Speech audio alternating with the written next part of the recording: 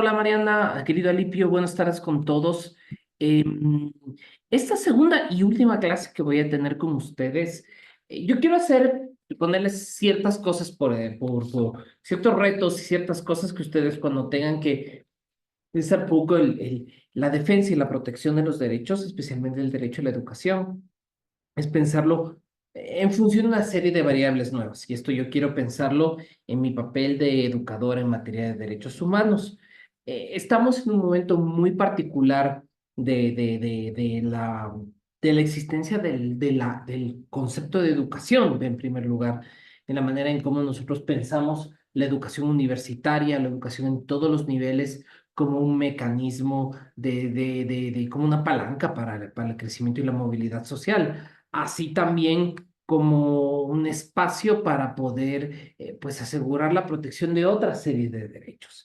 Entonces, yo quiero mostrarles primero pensar un poco cómo proteger los derechos, pensar un poco de los mecanismos de garantía de derechos, que eso va a ser el primer tema que voy a hablar el día de hoy.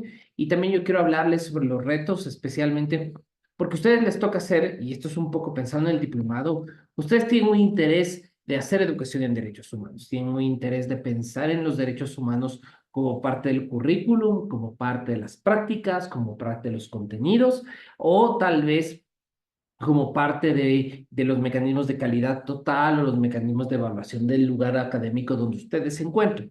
Entonces, yo les quiero mostrar una serie de cosas, especialmente pensando en el público objetivo, pensando en quiénes son a la gente que estamos educando ahora en Latinoamérica.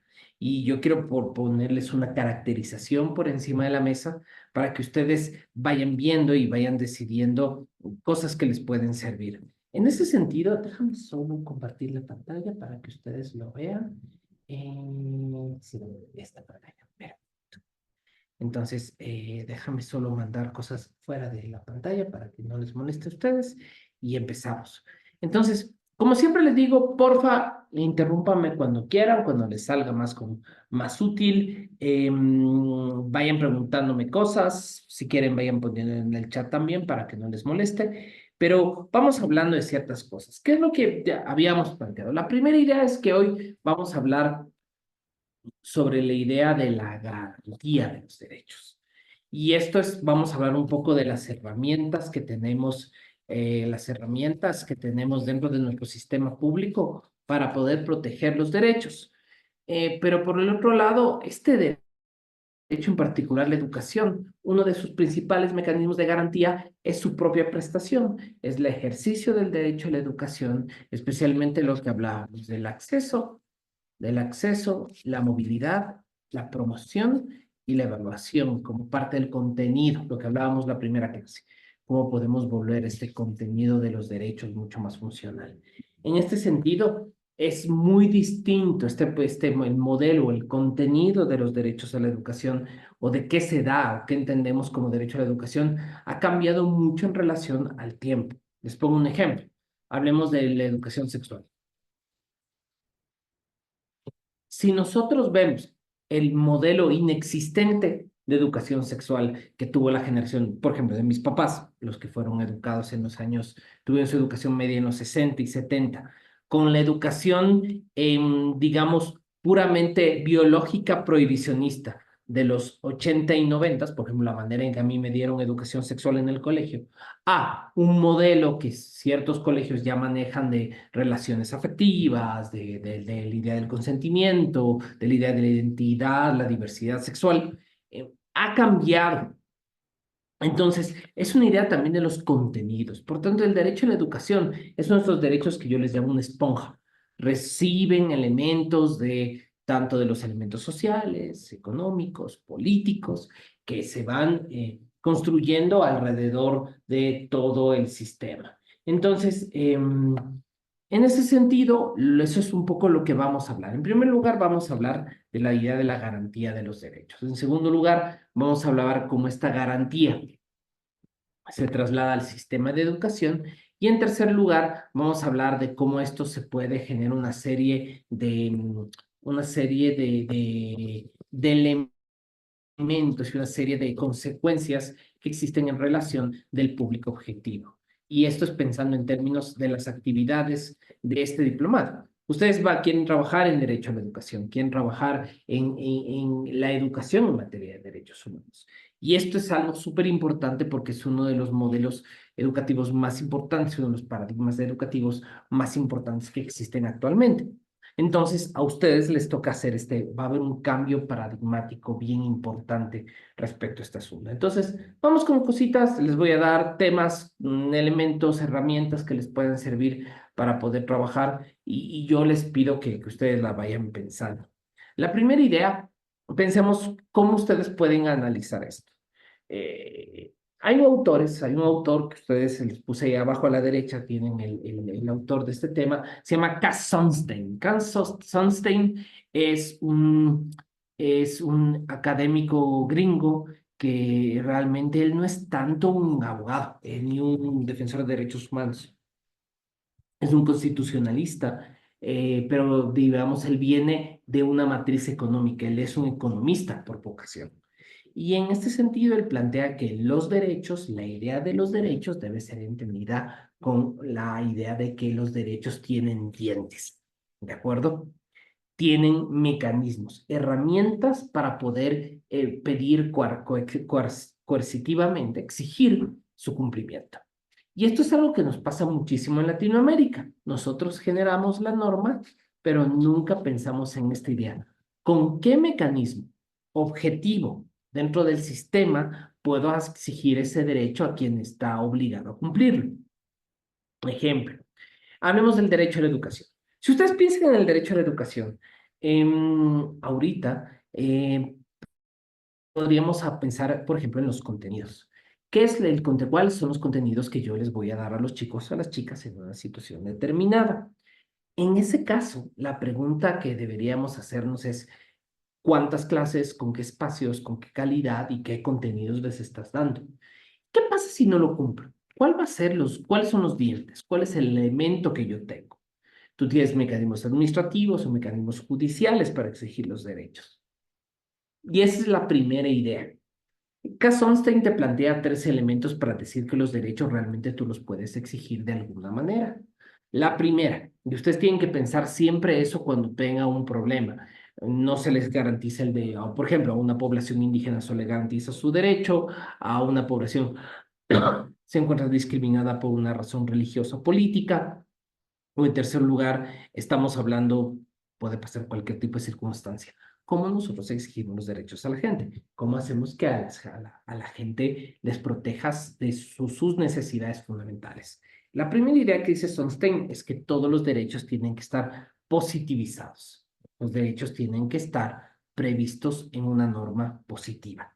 En el caso del derecho a la educación, check. Esto ya está cumplido porque como vimos en la clase anterior, están establecidos en una gran cantidad de tratados internacionales. Y esto te da una ventaja bien importante para poder proteger los derechos. Ya los tienes muy protegidos, tienes también todas las constituciones, todas las constituciones de posguerra las tienen, y no solamente están en las constituciones, sino en una serie de tratados internacionales que válidamente los estados latinoamericanos han firmado y han ratificado. En segundo lugar, hay que pensar que los derechos legales o los elementos legales, em, a diferencia de los derechos morales, tienen dientes, tienen al Estado ejercer un poder coercitivo. ¿Qué es esta idea de dientes? En lo que los gringos no tienen muchos mecanismos para proteger los derechos más que el sistema judicial. Entonces, lo que nosotros hemos hecho en Latinoamérica es darle una vuelta de tuerca a este asunto. Nosotros hemos generado un sistema que vamos a llamar de garantías, mecanismos para que tú puedas proteger los derechos. Ahí está el detalle. Recuerden esta expresión siempre. Las garantías son los dientes, son los mecanismos con los cuales el Estado puede proteger y ejercer un mecanismo coercitivo para proteger el derecho. Obligarle algo a alguien, desde dejar entrar al niño porque sin importar su color de la piel, no tener en cuenta elementos como uniformes, obligar a que no haya un lenguaje violento, que se traten temas relativos a, digamos, se glorifique el holocausto, el racismo, el clasismo dentro de una clase, etcétera, etcétera. Y en tercer lugar, El otro elemento que se debe pensar es que todos estos derechos requieren algún tipo de acción positiva del Estado para su garantía. Y esto es lo que ustedes deben tener en cuenta. Los estados normalmente tienen dos tipos de obligaciones, eh, elecciones negativas y elecciones positivas. Las elecciones negativas, es decir, el Estado no debe hacer cosas, por ejemplo, abstenerse de matar, abstenerse de torturar, abstenerse de tomar una serie de decisiones. Y tienes acciones positivas, que significa hacer. Y en el derecho a la educación, especialmente los países que tienen consagradas la educación pública en sus constituciones, implica que el Estado hace cosas. Pone escuelas, da cuadernos, establece desayunos escolares, establece mecanismos de protección, debe garantizar edificios medianamente decentes, etcétera, etcétera, etcétera. Y estos mecanismos de hacer, por eso le puse esta barrita, implican recursos. Y por el otro lado, estos derechos con dientes, estos derechos modernos, como el de la educación, se basan en un desarrollo incremental. Tú siempre deberías pensar en el mejor escenario que vas a proteger siempre los derechos, que los derechos no los vas a reducir, no los vas a afectar o los vas a limitar. Entonces, esa es un poco la idea que debes tener claro para que ustedes vayan pensando en este caso en particular. Esa es la primera idea. Solo para hacerles un resumen chiquitito, como ustedes van a tener esta grabación, aquellos que no están uniéndose a la clase hoy, pues lo sepan. La primera, que los derechos deben estar previstos de forma positiva en la norma. En segundo lugar, los derechos deben tener dientes, deben tener un mecanismo de protección que nosotros lo llamamos garantía. Y en tercer lugar, estos derechos tienen una protección basada en política pública, basada en que tenemos derecho y esto siempre va a ser incremental. Siempre vas a tener una protección funcional basada en generar políticas públicas y estas políticas públicas nunca deberían reducirse, siempre deberían estar pensadas en un mecanismo de crecimiento. Frente a esto, vean, por ejemplo, este cuadro, un poco para que le vayan cogiendo la idea, o como diríamos en Ecuador, cachando la idea de los mecanismos del gasto gubernamental total por estudiante en una educación pública. La idea es, la pregunta que se hace es, por ejemplo, esto es de la OCDE, de la Organización de Cooperación para el Desarrollo, te hacen la siguiente pregunta: ¿cuánto del porcentaje total de tu institución pública estás gastando por estudiante? ¿Cuánto de ese porcentaje no se gasta en pago de sueldos o en gastos de inversión, sino lo que tú estás haciendo es invirtiendo en el estudiante, en que tenga buenas condiciones de trabajo, que tenga buenas aulas, de que tenga laboratorios, de que tenga bibliotecas, de que tenga todo lo que tenga que tener? Y ustedes pueden ver casos como el de Luxemburgo, que el 48% de la masa monetaria de sus universidades se traslada directamente en servicios para el estudiante, a países como los latinoamericanos, bien, en el caso de México, del presupuesto de las universidades el 6% se traslada a el estudiante directamente, o casos como el colombiano, que es solamente el TBS. Aunque tienes casos, perdón, de Brasil que tiene el 14%.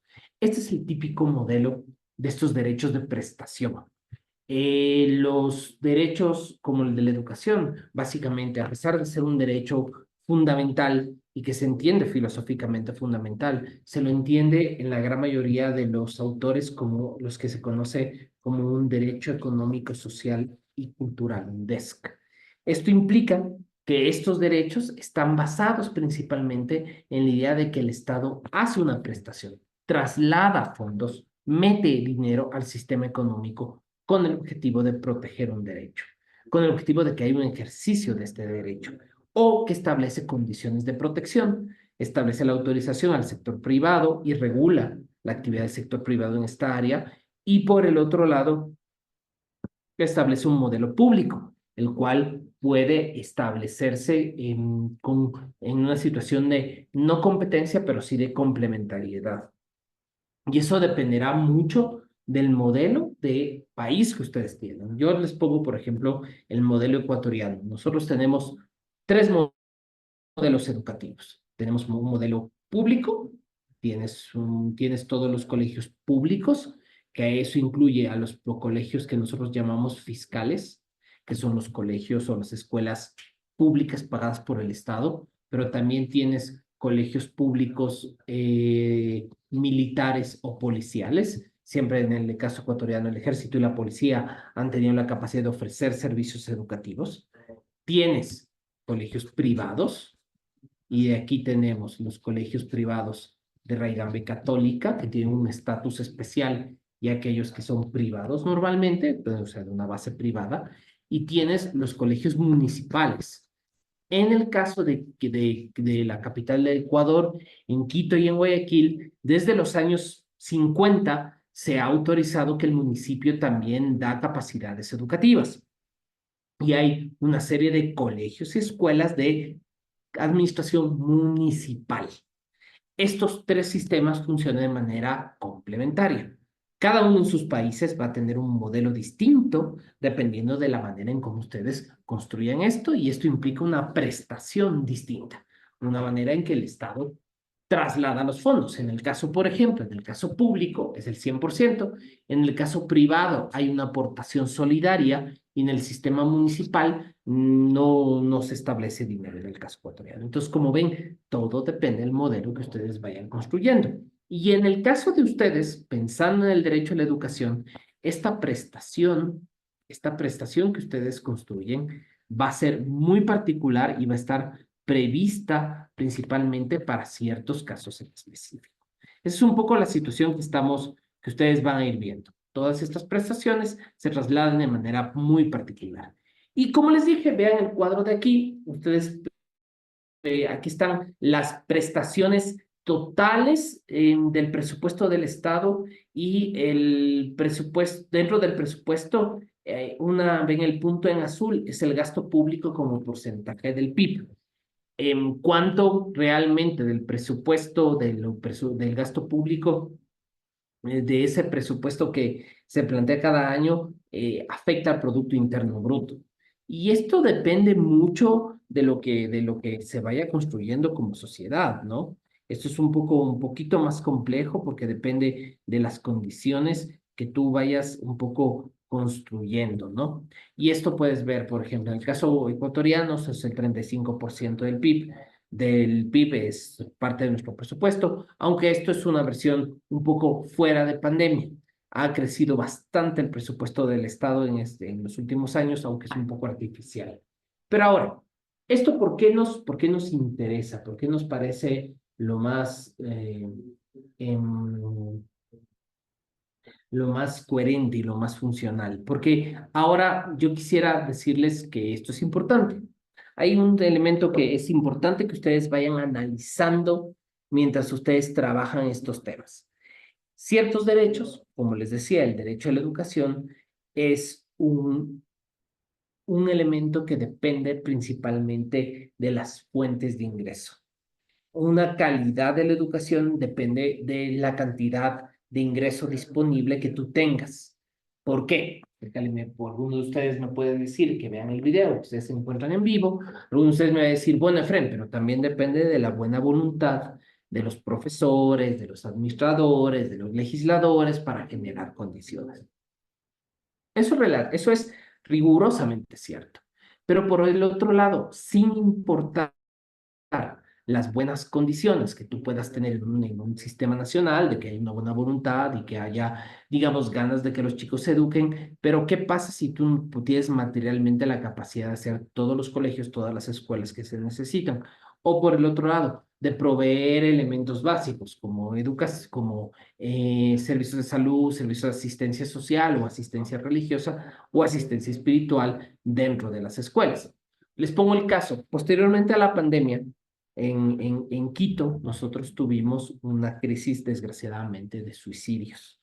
En Quito aumentó el suicidio en materia infanto-juvenil después de la pandemia, desgraciadamente, en un 123%.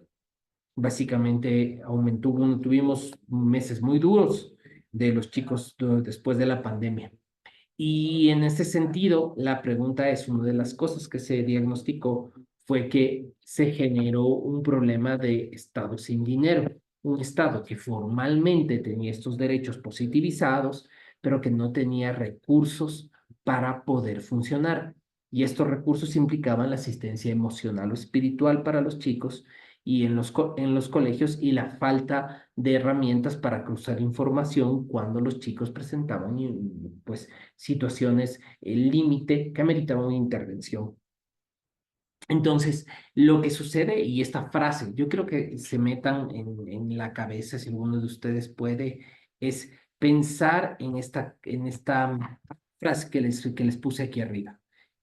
Todos los derechos, y les cito, es esta frase de Cass Sunstein, todos los derechos son costosos porque todos presuponen una maquinación eficaz de supervisión pagada por los contribuyentes para monitorear y controlar. No hay almuerzo gratis, dicen los gringos. Y a mí me gusta mucho esa frase en la protección de los derechos sociales, porque tú necesitas realmente hacer que de esta consagración de la protección de los derechos sea particularmente cubierta con platas.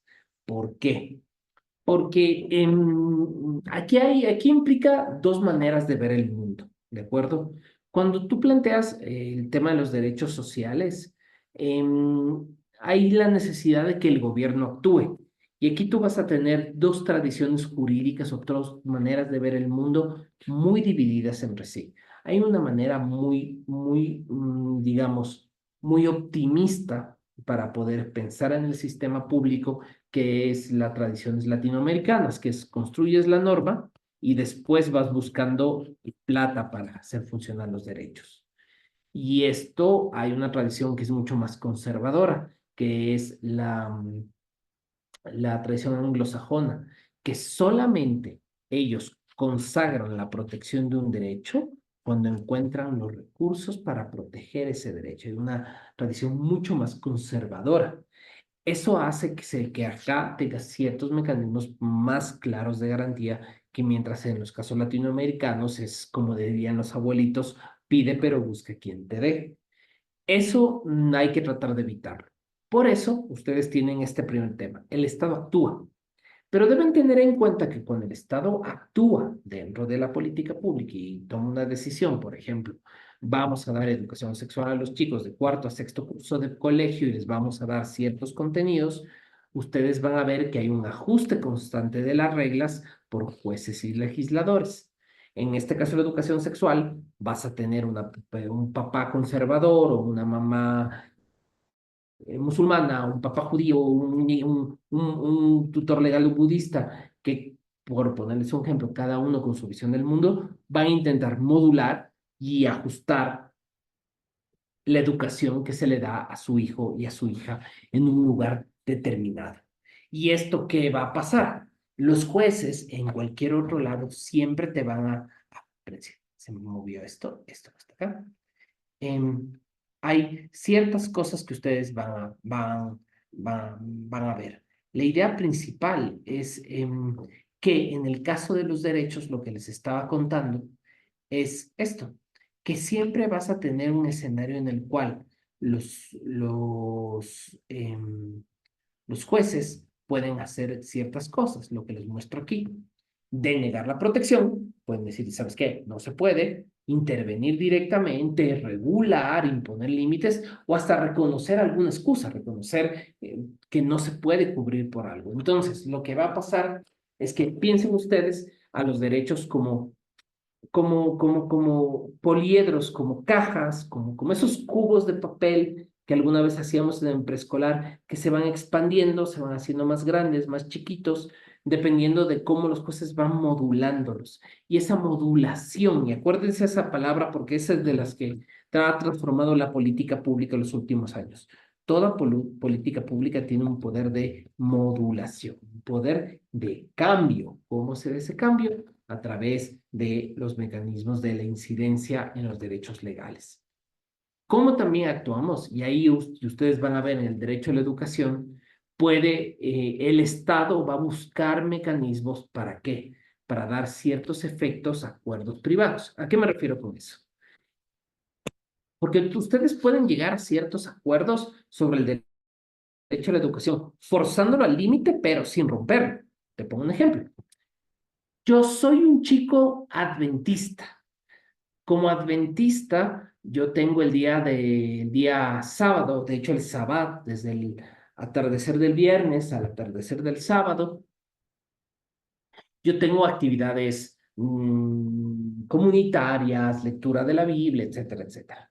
¿Qué pasa si me ponen clases el sábado de una maestría? ¿Me están afectando mi derecho a la educación? Tú dirías sí, porque a esta pobre persona no le están dejando, no puede ir a clases por un tema que es superior a él. Pero por otro lado, lo que va a pasar es que un juez te puede decir, señor, pero usted sabía que era el horario así y usted es mormón, ¿por qué me tiene que obligar de cambiar, perdón, adventista? ¿Por qué me va a obligar a cambiarle los horarios a todos los demás? Entonces, el Estado también va a pensar en los daños y perjuicios que pueden generar las actividades, pero también genera una protección mediante impuestos, porque mediante los impuestos básicamente se cubren estos costos directos o indirectos de ejercer el derecho a la educación.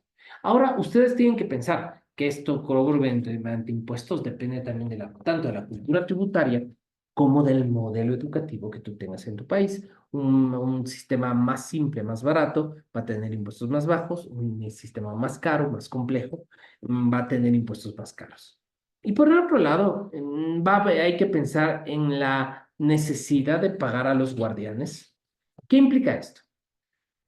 Ustedes, cuando diseñen política pública o cuando expliquen o hagan educación en derechos humanos, y la educación en derechos humanos, queridos amigos, se hace en cualquier nivel de gobierno, tú a veces tienes que explicarle desde cero al general de la policía por qué no puede torturar a un preso o decirle a a la mujer que haya sido maltratada, explicarle por qué puede reclamar la protección de su derecho frente a un maltrato de su marido. Todo eso es protección de derechos y todo eso es educación de derechos humanos.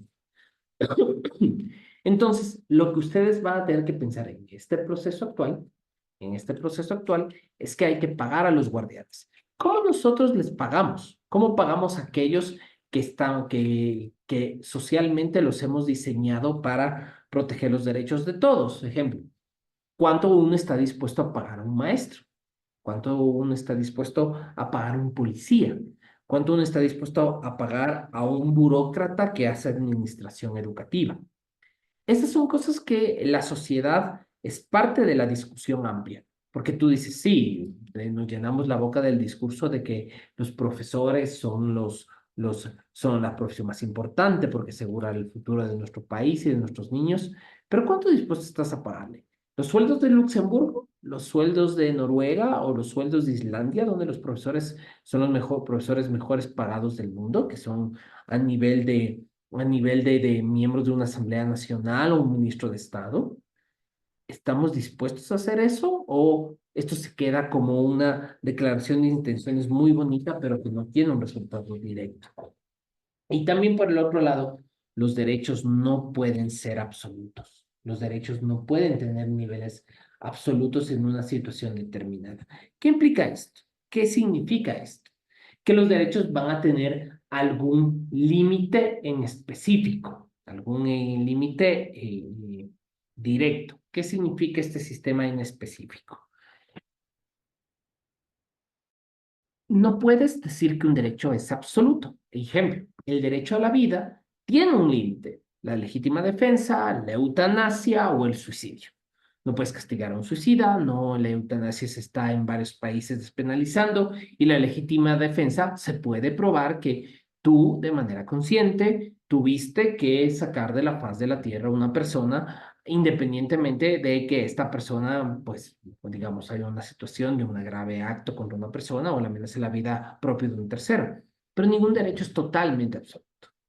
Entonces, en este sentido, la educación también tiene que ser modulada y que puede ser regulada. Les pongo un ejemplo. Tú eres una persona, y tú quieres estudiar derecho. Estudiar derecho en ciertos países implica que no toda la gente que quiere estudiar derecho va a estudiar derecho, o Toda la gente que quiere estudiar derecho está sujeta a diferentes niveles de presión, como pruebas adicionales, notas más altas, controles públicos más importantes, pero está regulado que no todo el mundo el que quiere estudiar derecho puede estudiar derecho.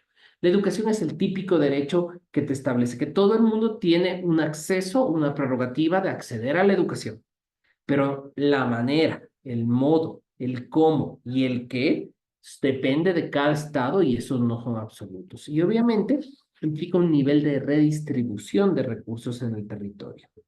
Por más de que nosotros quisiéramos, no vamos a tener una escuela en la puerta de nuestras casas.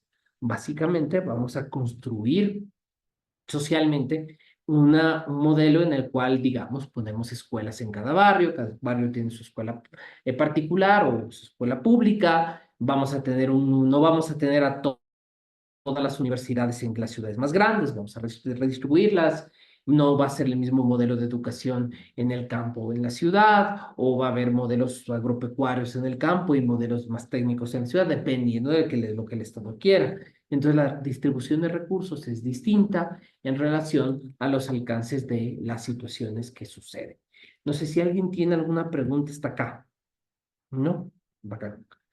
Entonces, gente, querido Alipio, amigos míos, pensemos que los derechos siempre, el ejercicio de los derechos va a estar siempre relacionado con estas garantías. Siempre hay que ver en cada legislación, en cada sistema público, cómo los derechos, ejemplo, la educación, va a estar manifestado en forma de ciertos mecanismos de garantías. Entonces, ¿cuáles son estos tres? Para que tengamos claros. ¿Cuáles son los clásicos sistemas de normativa? Los sistemas de garantías. Normalmente son tres. Garantías normativas, garantías de políticas públicas y garantías jurisdiccionales. No me voy a detener mucho en estas últimas porque muchos de ustedes no son abogados, no tienen una formación jurídica, pero el mecanismo jurisdiccional está basado principalmente en la idea que tú ingresas al sistema judicial y pides a un juez la protección de este derecho. Cada estado, basado en la idea clásica del lex recitae, de que la ley rige en el lugar, va a proteger el derecho. Entonces, cada estado va a tener su propio combo de garantías jurisdiccionales para proteger ciertos derechos en específico, mientras que la gran mayoría de estados también tienen estos de acá. Yo me voy a dedicar hoy principalmente a los de arriba, a las garantías normativas y a las políticas públicas. Las garantías normativas, muy rapidito, son esto, son que todo acto normativo está adecuado a los derechos previstos constitucionalmente y a los instrumentos internacionales. ¿Qué significa? Voy a explicarles algo que tiene un nivel técnico, pero que les va a servir mucho, que se llama el control de convencionalidad de los actos del Estado. ¿Qué significa esto? Que no importa qué acto haga el Estado. Por ejemplo, una resolución para, yo qué sé, expulsar a un estudiante porque, no sé, consumía marihuana dentro del colegio. Digamos que un chico le encontraron con marihuana dentro del colegio. Y lo expulsan porque así dice el reglamento. Y que el reglamento implica, digamos, hay alguna situación de castigo. Pero ahí viene lo interesante. Para nosotros, una garantía normativa implica que todo acto que haga el Estado en materia de educación, todos estos actos tienen que compararse con la Constitución de la República de cada uno de los estados, pero también con los tratados internacionales que se han firmado. Entonces, por ejemplo, yo no solamente voy a revisar el debido proceso, por ejemplo, la manera en cómo le votaron a este chico, si le dejaron escuchar, si las pruebas fueron analizadas, si él tuvo la posibilidad de apelar a través de la Constitución, sino de los tratados internacionales que el Estado haya firmado. Y esto asegura, en el fondo, que las políticas públicas se aseguren hacer efectivos estos derechos reconocidos. En segundo lugar, las políticas públicas. Yo les voy a hacer una definición súper simple de política pública que decía mi maestro Luis Aguilar, que fue mi profesor de políticas públicas. Luis Aguilar, él decía siempre que las políticas públicas son decisiones conscientes del Estado que buscan resolver un problema público. Actos conscientes del Estado, no basadas en la suerte o en lo aleatorio o en la vida o en acciones excepcionales, sino acciones conscientes del Estado que implica un movimiento de recursos y movimiento de platas por parte del Estado con el objetivo de poder arreglar un problema público. Entonces, deben tener en cuenta que esto implica garantizar todo lo que esté previsto en la norma positiva. No puedes garantizar algo que no está previsto en la norma, justo por lo que yo les contaba la semana anterior. Nosotros, en la educación, especialmente la educación pública, se actúa bajo el sistema de legalidad. Significa que solo puedes hacer lo que está previsto en la norma. Y en el sistema privado, el nivel de regulación que tienen los estados en materia de educación hace que ninguna institución educativa pueda actuar fuera del estándar que está previsto en el sistema público. Entonces, existen estos dos sistemas. Y como les dije, hay un tercer elemento, las garantías constitucionales, acciones de carácter de protección y tutela de los derechos. Entonces, cada estado, ustedes van a ver que este combo, que estas tres que ustedes tienen, estas tres herramientas de garantía, especialmente el derecho a la educación, y cuando ustedes hablan los temas educativos, van a estar previstos en función de estos tres elementos. Y ahí es donde ustedes tienen que tomar una decisión. ¿Cuál voy a utilizar para una situación determinada? Y cómo yo voy a explicar esto a la gente, especialmente a la gente que busca en Latinoamérica, todos buscamos respuestas o buscamos mecanismos para poder protegernos en caso de una violación de un derecho. Entonces, frente a eso, ustedes van a ver que cada estado tiene un combo de garantías. A veces las garantías normativas son más pequeñas, puedes exigir más en las políticas públicas y no tienes nada de garantías jurisdiccionales. Depende de cada caso, de cada estado, el combo de garantías que se pueden proponer. Entonces, yo les quiero pensar un poco al derecho a la educación en lo que les estaba comentando. En primer lugar, ¿qué es lo que hacemos cuando tienes un problema o tienes que analizar el derecho a la educación en un caso determinado? Ejemplo, ¿cuáles son los límites del homeschooling? No sé si ustedes han escuchado. Tú tienes ahora papás que por varias razones, políticas, religiosas, personales, han decidido eliminar a la escuela como parte de la educación, de la ecuación del derecho a la educación. Tanto en educación básica y en educación media se está aceptando, se está proponiendo este proceso. ¿Qué es lo que tú dices? Tú lo que haces es mandar al muchacho de vuelta a casa y estableces un mecanismo para que el chico se eduque en su casa de la manera que los papás crean conveniente, cumpliendo unos mínimos del Ministerio de Educación. Esa es la idea del homeschooling. Y, y ahí viene la pregunta. Por ejemplo, en el caso ecuatoriano, en el caso argentino, en el caso chileno, los tres casos que conozco, es, es aceptable. Tú puedes educar a tus hijos a la casa y cumplir las reglas del ministerio, dar los exámenes una vez al año y ya está. Pero ahí viene la pregunta, si en una escuela, yo estoy en un mecanismo de homeschooling, estoy, digamos, dándole acceso al chico sobre información relativa a la glorificación del holocausto o la afectación directa de derechos fundamentales o la justificación de la tortura, etcétera, etcétera. Entonces, ¿cuáles son los límites? Y ahí es donde yo quiero ponerles ciertas ideas que podríamos ir pensando. La primera, el derecho a la educación, siempre va a ser individual y social. Significa que cuando nosotros analicemos, por ejemplo, un modelo educativo, unos sílabus, la manera en cómo se da acceso a hombres y mujeres, siempre va a estar relacionado con otros derechos fundamentales. Esa es una primera idea que ustedes van a ver. En segundo lugar, es el contenido esencial.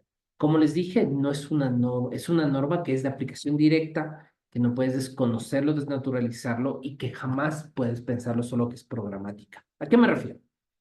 Pensemos que en las escuelitas, en las pequeñas escuelas unidocentes, hay autores que te dicen, No pueden reclamar que hay falta, violación del derecho a la educación porque eso es lo que el Estado le puede dar a la gente. Y ese es el error. Pensar de que es un sistema absolutamente de mínimos sin pensar que es un sistema de máximos. Por eso ustedes tienen que pensar que en el caso de la educación, cada Estado va a construir un concepto, que eso es bien interesante para estos casos, que se conoce como contenido mínimo. Todo Estado, todo sistema público va a tener un contenido mínimo. Cada derecho que está previsto va a tener un mínimo. Debajo de eso no hay nada. Por tanto, cuando ustedes analicen el derecho a la educación y su contenido esencial, lo que se va a buscar es siempre el mínimo. Debajo de ese mínimo va a haber una violación de derechos siempre.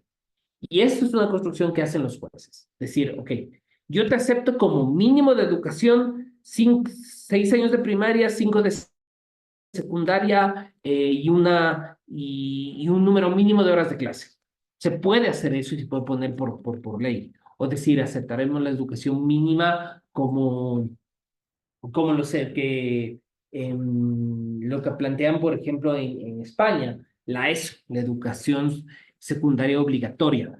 Todo chico está obligado a tener clases hasta los 16. De los 16 en adelante ya depende de cada quien cómo su maneja su vida y su mecanismo educativo, pero todos tienen que acabar la ESO. Por otro lado, la protección judicial, la protección basada en que tú debas tener lo que hablábamos al principio, dientes, mecanismos de defensa. Y ahí cada estado va a tener un mecanismo de protección de defensa de los derechos que va a estar centrado en una serie de obligaciones para los estados. ¿Cuáles son los derechos, las obligaciones básicas en materia de derecho a la educación? Estas tres que ustedes van a encontrar aquí. Primero, garantizarlo esto sin discriminación y en segundo lugar, adoptar medidas deliberadas y concretas y tercera, proceder de manera gradual. Yo les quiero poner esto para que entendamos esta diferencia entre distinción y discriminación que les va a servir mucho para analizar esto último. Déjenme ponerles este ejemplo. Tú tienes dos personas que vamos a llamar A y B. A y B están en el mismo colegio. A es mujer, B es hombre. Y, y ahí tú tienes un problema. Digamos que a B, por ser hombre, le damos mejores asientos dentro del colegio y si la persona A, que digamos es miope, no tiene acceso a los mejores asientos y empieza a sacar más notas porque básicamente no puede leer. Y alguien te dice, es que nosotros damos los asientos en el colegio en relación a la disciplina. A ha sido indisciplinado y B ha cumplido con todas las reglas. ¿Cómo nosotros entendemos eso? Y ahí viene la complicación de estos casos. Por eso hay que pensar el concepto de discriminación. ¿Qué es una discriminación? Muy rapidito. Es una distinción ilegítima que viola un derecho. Se lo repito para que lo revisen después cuando analicemos los casos. Es una distinción ilegítima que viola un derecho. Primero tú tienes que distinguir, hacer una diferencia entre A y B. Dos, esta distinción tiene que ser ilegítima, basada en una causa que no sea válida y tiene que terminar en la violación de un derecho. Esas son cosas que ustedes van a ir viendo dentro de los procesos. Finalmente, esto se garantiza también en estos espacios.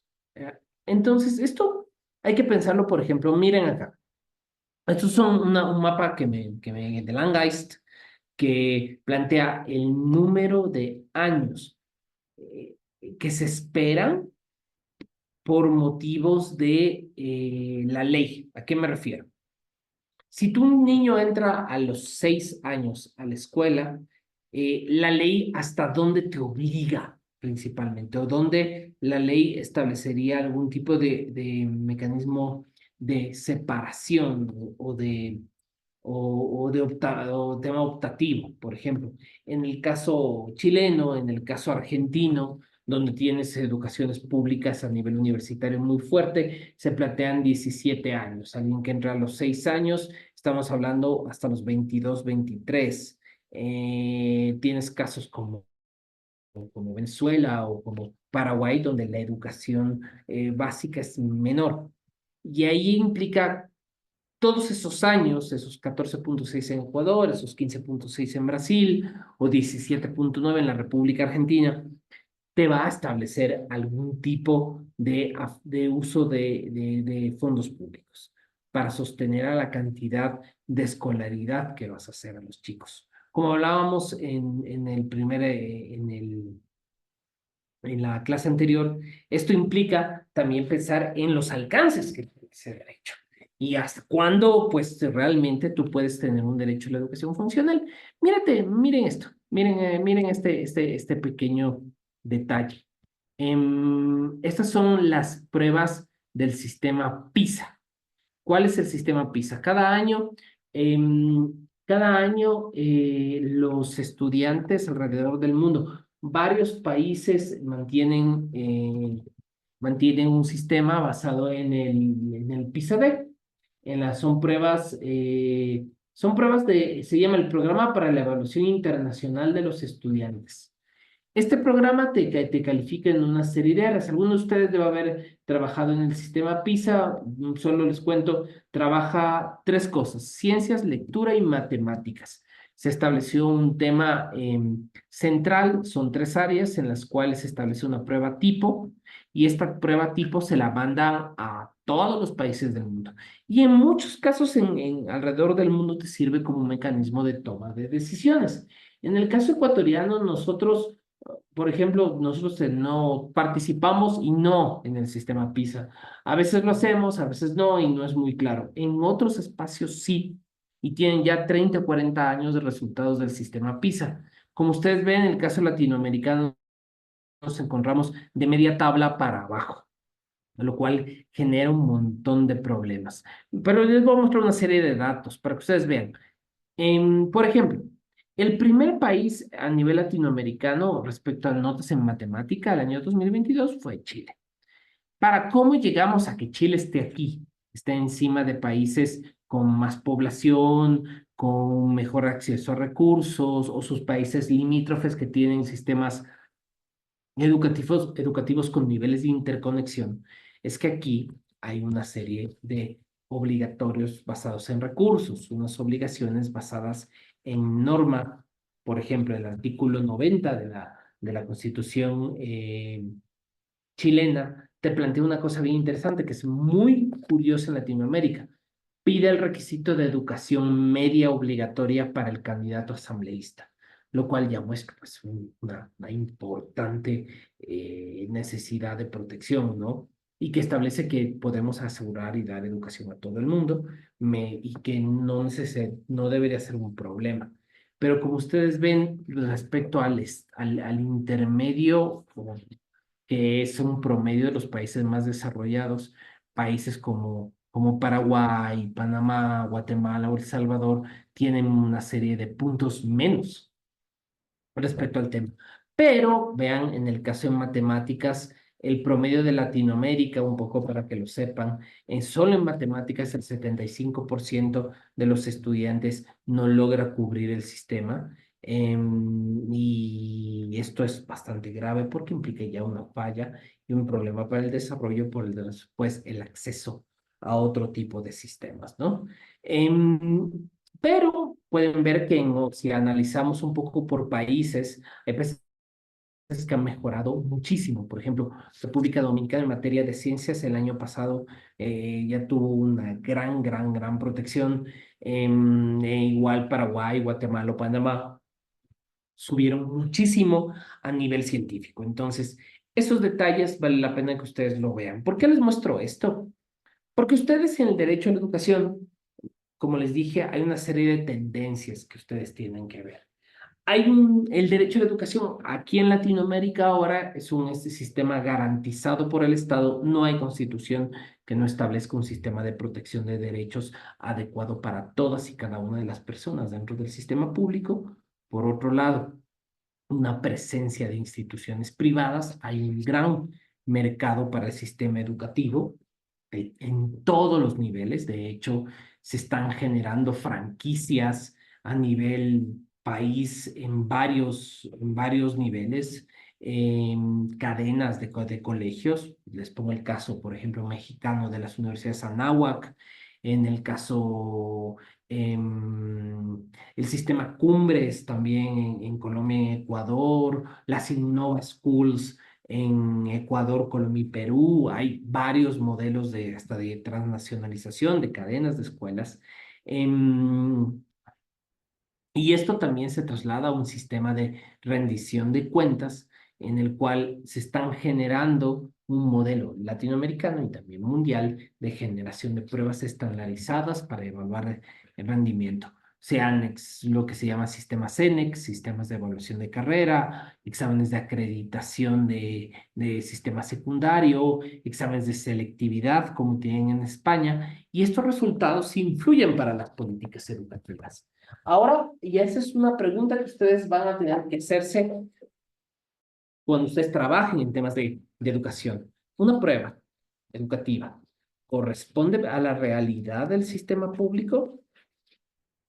En esto, en esto ustedes tienen que pensar cómo lidiar con el asunto. ¿Por qué? Porque pueden pasar cosas, ¿no? Y hay elementos que ustedes pueden ir analizando. Em, yo les pongo el caso del sistema más complicado que existe en el mundo. Déjame mandarte esto acá. Perfecto. Déjenme solo, les voy a mostrar 3 minutitos, ya les comparto el audio de mi compu para... Perfecto. Les voy a compartir el audio para que ustedes vean este video conmigo. Este es el video de tal vez la política pública más importante que existe en el mundo ahorita de pruebas estandarizadas que tienes alrededor del mundo.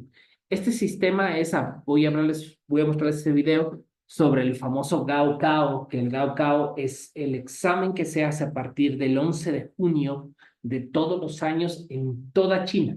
Es el examen de acceso estandarizado en China continental. El primer Gaokao se dio en el año 1952 entre el 15 y el 17 de agosto. Ahora se está generando un modelo de casi 9 días y lo dan alrededor de 5 a 7 millones de estudiantes todo el año en China. Y muchos de ellos lo hablan como el examen más difícil y el examen con mayores dificultades logísticas de todo el planeta y se hace religiosamente una vez al año. Y esto va a ser bien interesante que ustedes lo vean para que vean las diferencias, ¿no? Y China completa plantea tu sistema de selectividad, su sistema de meritocracia basado en la nota del Gaokao. Entonces, universidades más prestigiosas, por ponerles un ejemplo, la Universidad de Beijing, Beijing Tashore, tienen notas de Gaokao mucho más complicadas que notas por ejemplo, una pequeña universidad del interior, del norte de China que no está muy bien rankeada, ¿no? Todos quieren estar en las universidades de Beijing, de Shanghai, de Hong Kong, donde tienen una presencia importante y donde hay una posibilidad de ascenso social. Entonces, quiero que veamos 3 minutos este video y vean cómo esto es una auténtica política pública muy discutible por lo que verán ustedes, pero también bien interesante cómo construyen todo un sistema de toma de decisiones a partir de los exámenes. Déjenme mostrarles el video. ¿Sabías que hay un examen considerado como el más difícil del mundo? Al final de la primavera, los adolescentes chinos tienen que enfrentarse con una prueba que marcará sus vidas para siempre.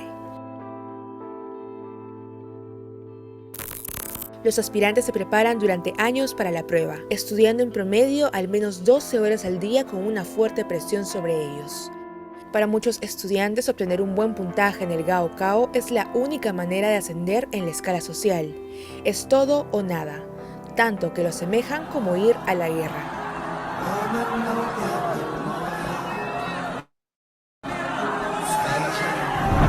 Es más, para subirse la moral, los jóvenes se reúnen días antes del examen para realizar cantos de batalla. ¿En qué consiste este famoso y controversial examen? Cada Gaokao tiene una versión distinta según la región del país, pero en general se compone por 4 pruebas de 3 horas de duración, sobre conocimientos de chino, inglés, matemática, además de otros temas como historia, política, geografía, biología, física o química. Las medidas de seguridad durante el examen son muy estrictas. Incluyen cámaras de vigilancia, sistemas de posicionamiento global y drones. En 2016, las autoridades chinas anunciaron que aquellas personas involucradas en intentos de fraude podrían enfrentar penas de cárcel. Cuando llega la hora cero, todo queda en silencio. La consigna es que nada distraiga a los alumnos que se enfrentan a la prueba de sus vidas. Se cierran vías, se suspenden obras de construcción cerca de las escuelas, se dispone un transporte especial para los estudiantes y los equipos médicos se ponen alerta, porque todos se encuentran con los pelos de punta. Un reportaje publicado en 2016 por The Guardian reveló que algunas preguntas fueron: ¿tienen color las alas de la mariposa? ¿O a quién admiras más? ¿A un investigador de biotecnología, a un ingeniero técnico o a un fotógrafo? A partir de los resultados de dichas pruebas, se obtiene una nota de un máximo de 750 que decidirá quién aparecerá en los medios de toda China como el mejor estudiante del mundo. Este examen comenzó a implementarse en China en 1952, pero se suspendió entre 1966 y 1976, durante la Revolución Cultural de Mao Zedong. Desde 1977, el Gaokao se ha presentado como prácticamente la única manera en la que un joven de escasos recursos, especialmente de áreas rurales, puede tener un mejor futuro. En China se tiene la percepción de que muchas cosas son corruptas, pero no el Gaokao. John Shao, profesor de la Escuela de Educación de la Universidad de Kansas, considera que el examen se utiliza como una herramienta de control por parte del Estado y por lo tanto no debería ser conservado. Este año y contra la marea, el examen sigue en pie. A pesar del brote de coronavirus, miles de alumnos llegan a las instalaciones, cumpliendo los protocolos de seguridad para rendir el famoso y controversial examen. Si vivieras en China, ¿te atreverías a tomar el Gaokao?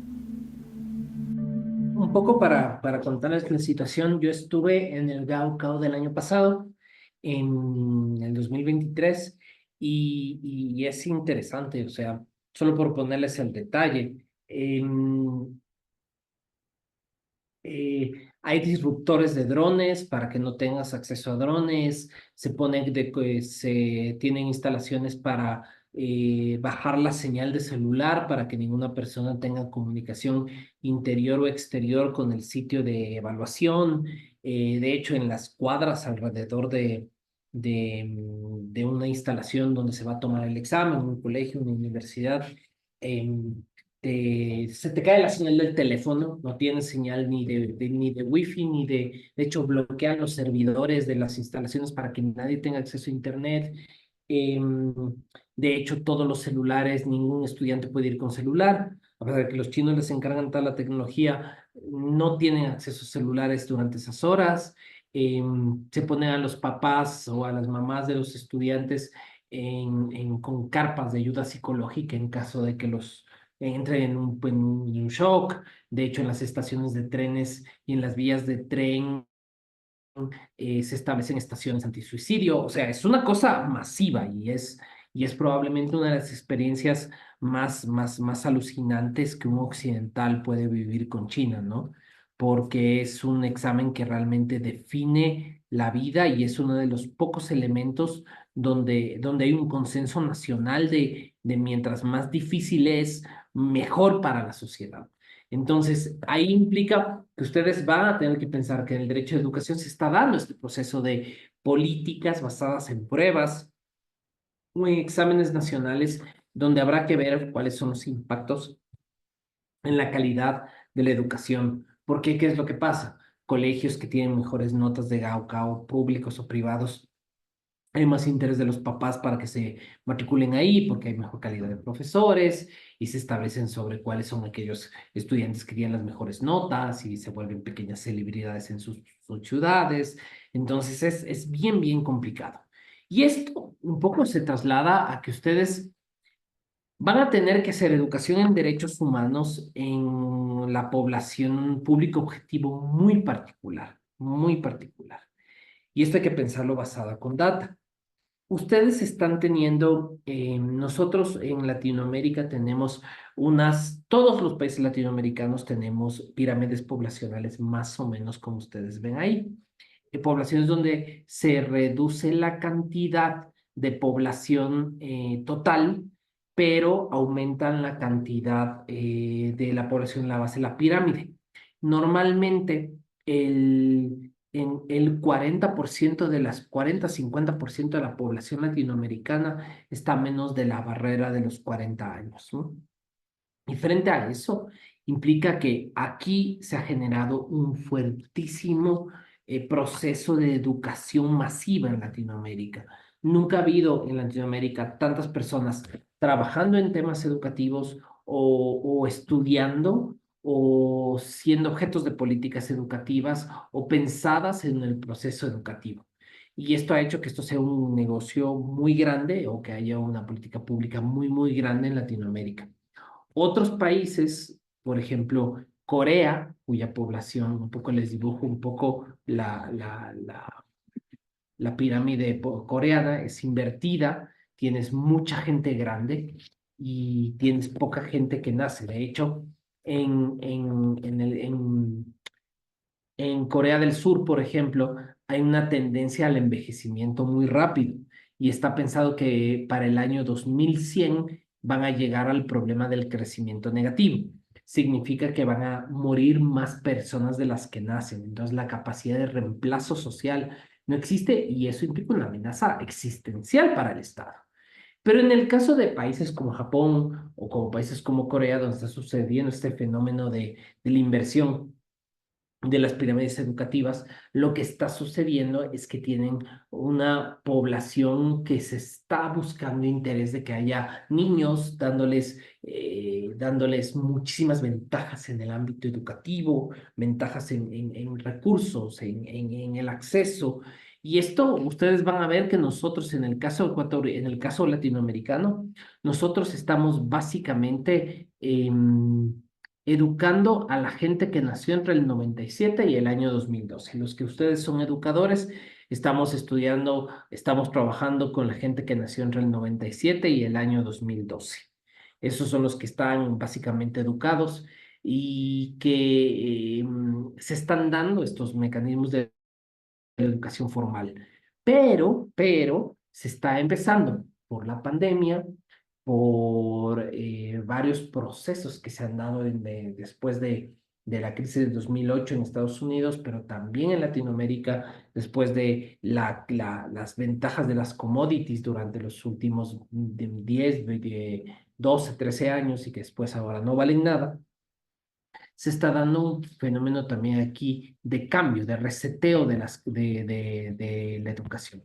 El aumento de personas que cambian de carrera, que vuelven a la universidad, que toman maestrías, que toman educación continua con el objetivo de cambiar su enfoque profesional o de cambiar su vida en materia de su manera de obtener el pan.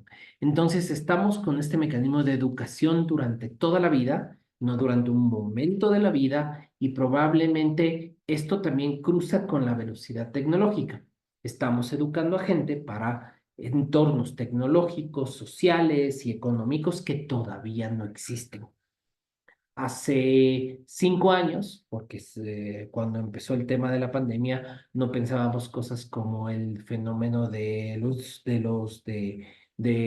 riders, de la gente que te deja comida y que eso iba a volverse un ecosistema económico, de Uber, de OnlyFans, de criptomonedas, de activos tecnológicos.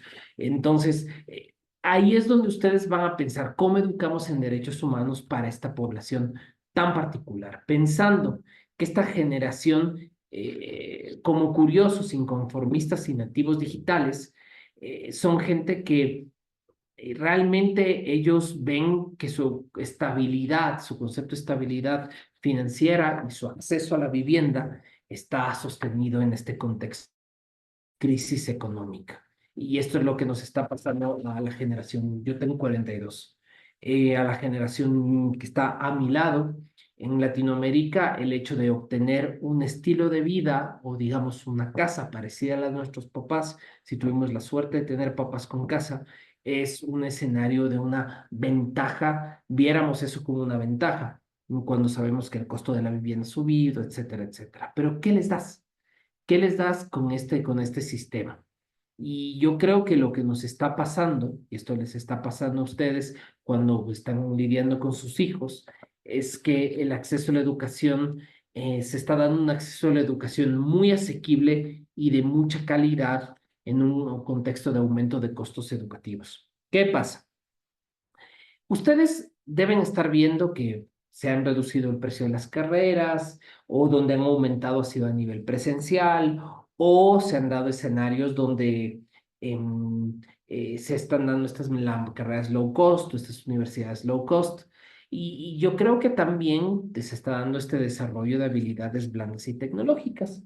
Nuestros chicos, y tenemos que educar a gente dentro de escenarios muy virtuales pensando en que probablemente no conoceremos a nuestros compañeros de clase nunca, o que, por ejemplo, yo no veré el rostro de mis alumnos, porque muchos de ellos lo que hacen es conectarse y después, en unas horas o cuando tengan tiempo, mientras lavan los platos o lo que sea, van a estar escuchándome a mí y ahí para ellos ese va a ser su modelo educativo. Y esto va a ser súper distinto. ¿Por qué? Porque a nosotros también nos obliga a pensar en ciertos temas que son más complejos y más difíciles de lidiar, como por ejemplo las interseccionalidades sexuales, el género, el sexo, en los modelos de estilo de vida que también afectan la manera en cómo nosotros vamos a educar en derechos humanos. Como antes era muy fácil educar a todos en individuos que entendíamos como libres e iguales. Pero ¿qué pasa cuando tienes individuos cuya singularidad está basada en que comparte características con otros grupos y se autodefine a sí mismo como único y digno? Y esté inscrito, tú puedes encontrar una persona bisexual, ultracristiana, de ultraderecha, que le interesa el aborto, pero le gusta el tema de las armas libres y que al mismo tiempo necesita más derechos sociales porque le gusta la educación pública. ¿Existe ese tipo de personas? Muy probablemente existe esa persona. Y eso para los derechos humanos es un reto, porque te asoma este nuevo problema de la interseccionalidad. Y yo creo que este es un tema que discutimos poco dentro de la educación en derechos humanos. El millennial, nuestros jóvenes son profundamente interseccionales. No están amarrados a un solo grupo social ni a una sola visión del mundo, sino que están dentro de una serie de pequeños espacios donde se sobreponen varias identidades o varios grupos sociales. Y esto implica un tratamiento distinto del Estado. Yo no, voy a decirlo así, una chica blanca de clase alta, eh, que vive en un buen barrio de una capital latinoamericana, probablemente tiene iguales o las mismas oportunidades o más oportunidades de acceso a educación de calidad que una chica de clase media europea, por ponerte un ejemplo. Porque sabemos que puede, la chica de clase alta latinoamericana probablemente puede ir a los mejores y los mejores colegios de su país, mientras la clase media europea, por más Europa que sea, probablemente solo tiene recursos para la educación pública. Entonces, esta interseccionalidad va a ser el discurso dominante los próximos años. No todos, ahora tenemos que educar derechos humanos para personas que saben que tienen derechos, pero también que asimismo se sobreponen sus necesidades y sus problemas dentro de varias cosas. Y ahí es donde la garantía de los derechos cambia, porque como les digo, amigos, estamos en un paradigma. un paradigma de mucho cambio. ¿Dónde está este paradigma? Principalmente en esto. Se acabó este discurso inicial antropocéntrico, androcéntrico y centrado en ciertas categorías que hacían, no, a nosotros nos enseñaron derechos humanos, que así lo preveían las constituciones tradicionales, cuando realmente lo que nos toca educar es derechos humanos en un paradigma biocéntrico, en el cual no solamente hay que pensar en los seres humanos, sino en la naturaleza, y hay que educar en derechos, pensando de que tienes una población en el cual, por ejemplo, sus animales de compañía, gatos, perros, pajaritos, otros animales, están dentro de las relaciones emocionales y los consideran pues seres únicos y dignos. Cuando se ha trasladado en una población, por ejemplo, la mía, que perros y gatos eran una compañía, pero no un acompañante vital. Entonces hay un cambio. Por otro lado, tienes poblaciones subalternas, no solamente puedes pensar en factores como hombres, mujeres, sino en papel, hombres, mujeres, personas bisexuales, cómo esto les cruza la riqueza, la pobreza, cómo les cruza el barrio donde viven, dónde les cruza su acceso a la educación, dónde les cruza el acceso a Internet. Entonces, educar derechos humanos para ustedes va a ser mucho más complejo. Y al mismo tiempo, ustedes deben pensar que la toma de decisiones implica dos factores que se están cruzando muchísimo: la racionalidad del Estado, unas normas que existen, pero también la profunda emotividad de los tomadores de decisión. Es distinto tener gobiernos tecnocráticos como de los años 90 a tener gobiernos basados en las emociones. Trump, Bolsonaro, Bukele, Milei, etcétera, etcétera, etcétera, Noriega, Maduro, Noboa, Dualde, Boric, son operadores políticos donde ahora la toma de decisiones de política pública, especialmente en materia educativa, puede pensarse desde la emotividad. Entonces, les quiero poner una serie de herramientas metodológicas para que ustedes vayan pensando en el alcance de las políticas públicas en situaciones determinadas. Y yo creo que eso es em, importante. La primera es, ustedes cuando eduquen sobre el derecho a la educación y sobre temas en sus respectivos países, la primera idea es piensen en este cuadrito.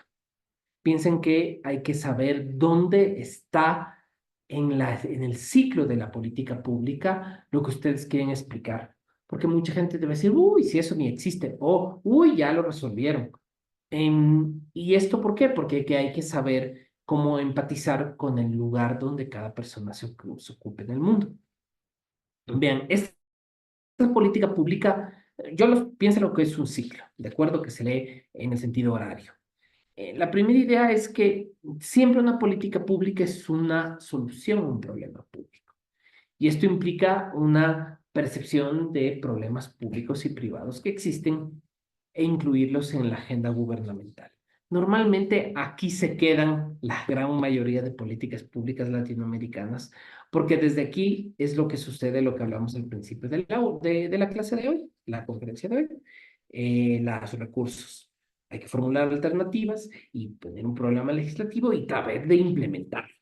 Pero realmente lo que pasa en Latinoamérica es que nosotros nos quedamos aquí, en la inclusión de agendas gubernamentales, con ciertas excepciones muy honrosas y hay que reconocer en muchos casos muy efectivas. Ejemplo, planes de alfabetización, planes de reducción del hambre a través de desayunos escolares, transferencias condicionadas. Se ha podido realmente reducir este problema, pero realmente no hemos tenido planes de acción funcionales. Y finalmente, pues obviamente la evaluación de la política pública.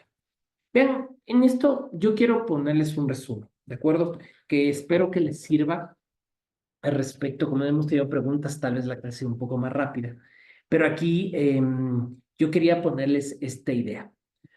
Ustedes, como personas que son sensibles, que tienen un compromiso con los derechos humanos, tienen que pensar en que el trabajo de educación de derechos humanos está pensada para la sensibilización, la promoción y la acción. Hacer que las personas se pongan en los zapatos del otro, promocionar una agenda, porque la agenda de derechos humanos es la agenda de la democracia, la agenda del republicanismo, la agenda del Estado de Derecho, las agendas importantes en este mundo tan convulso que vivimos ahora, pero también es una agenda que te debe llevar a la acción. Es una educación basada en la acción, en lo que plantea el Papa Francisco, la protección de la casa común y de aquellos que vivimos en ella. Entonces, ahí es donde ustedes tienen que hacerse una pregunta, ¿no? Y en este sentido, ¿cuál es esta pregunta? ¿Qué es lo que deben pensar? La educación en derechos humanos, porque siempre sensibilizar va a llevarles a esto, a discutir la imagen de la realidad. Y el derecho a la educación es uno de los pocos derechos que vas a tener muchísimas imágenes de la realidad, porque se van a basar en la percepción subjetiva de cada una de las personas.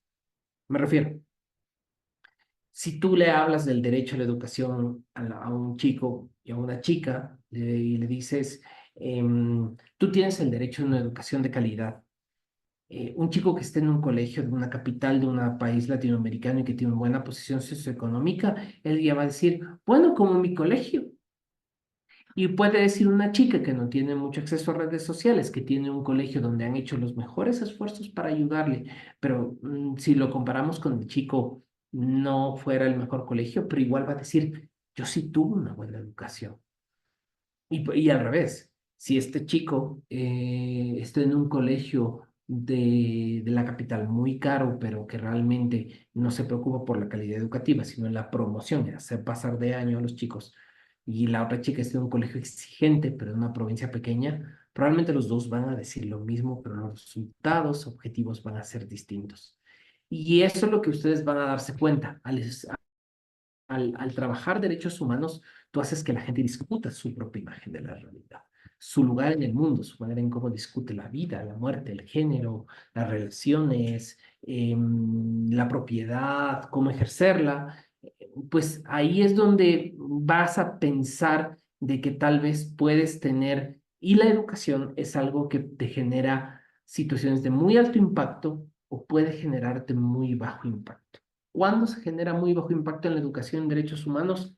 Cuando se vuelve la educación publicidad. Y en el caso educativo, muchas personas les van a vender la idea de que la educación tiene un paradigma inverso de derechos humanos, pero todos sabemos que puede ser otra cosa. Los nazis tuvieron educación, Pol Pot dio educación, las dictaduras latinoamericanas de izquierda o de derecha han dado educación, pero implican el modelo que das dentro de esa educación o cómo enseñas ciertos temas. Y la educación puede volverse muy buena como muy peligrosa, ajustando ciertos botones del sistema educativo en ciertos temas que son muy claros, la relación con el otro, la relación con los diferentes, la generación de un enemigo interno, la generación de discursos polarizantes. Es muy fácil volver a la educación, que es una de las cosas más importantes y que en Latinoamérica ha sido base de nuestro modelo actual de vida, que bueno o malo es el que hay. Hay que tenerle muchísimo cuidado. Por tanto, yo les pido por favor que en este diplomado ustedes vayan analizando eso, que la educación en el fondo no es publicidad. La educación en derechos humanos es un mecanismo de discusión y de cambio de la realidad. Y en eso yo les voy a pedir a todos que piensen eso, que vayan pensando cómo nosotros podemos cambiar la realidad de forma positiva a través de la educación en derechos humanos.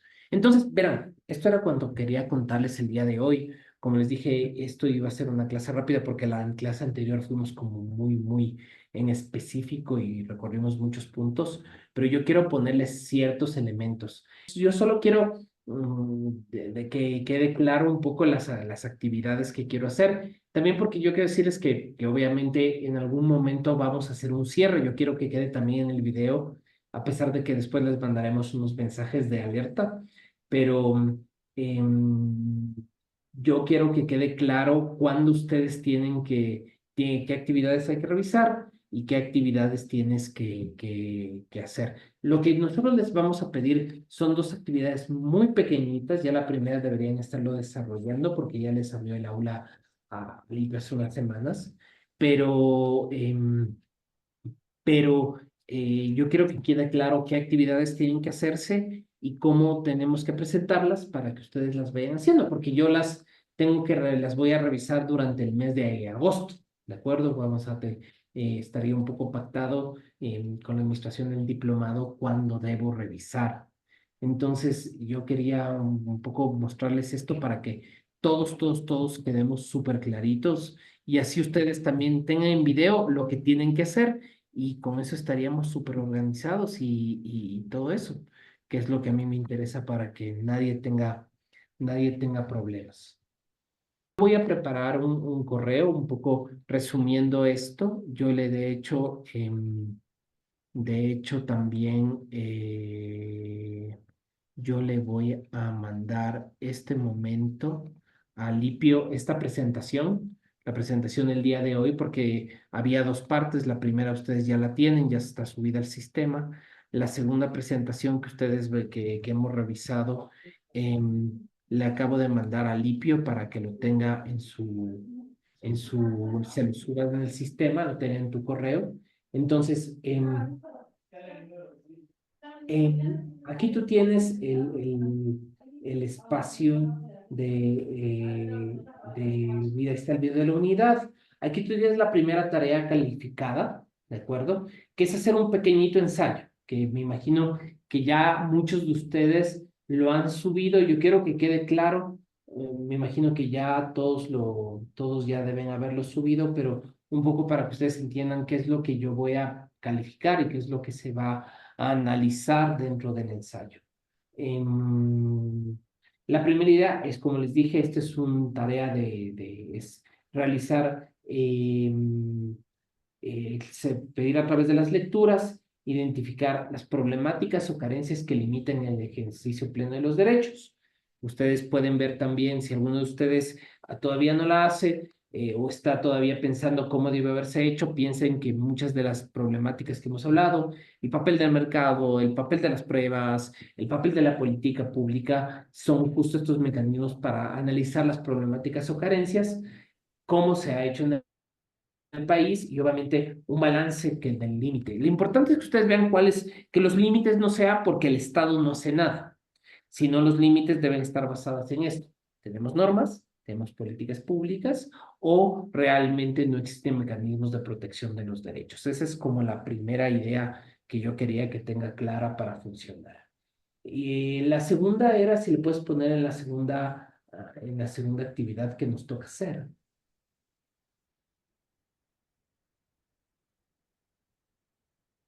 Perdón que me imagino que ahorita con tener conectado Zoom y el sistema hace que esto se corte un poco.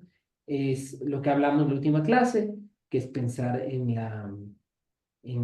nuestra orientación. Ahí está la segunda tarea calificada, que es un cuadro sinóptico. ¿Qué me importa a mí que ustedes trabajen ahí?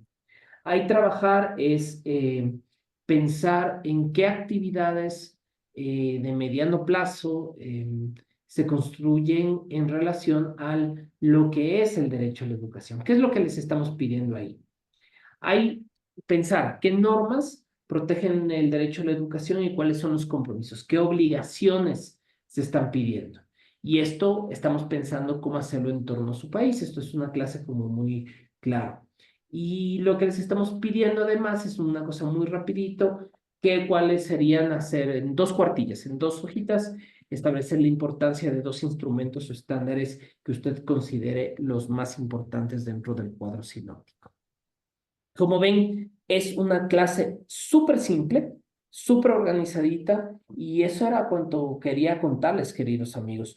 No sé si ustedes tienen alguna pregunta de lo que hemos hablado el día de hoy y si no, por favor, yo les dejo igual, les va a llegar a todos ustedes en el chat eh, mi correo de la universidad, de la Católica. Si alguno tiene algún problema con la clase, si alguno tiene, no le llega la información, si tiene algún problema con los casos o con los trabajos que les hemos pedido, ahí ustedes tienen toda la información, yo puedo mandarles toda la información que ustedes necesiten.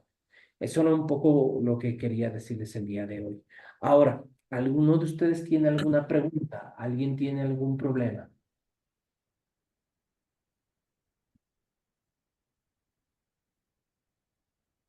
¿Estamos claros hasta ahí? Bueno, si es así y considerando que es esto, pues podríamos, querido Alipio, dejar grabadas, dejar cerrando la sesión de hoy, considerando que no hay preguntas adicionales y, pues, y ahí estamos. No, más bien, gracias Alipio, siempre es un gusto darles una manita. Muchísimas gracias a todos, cuídense mucho, buena tarde.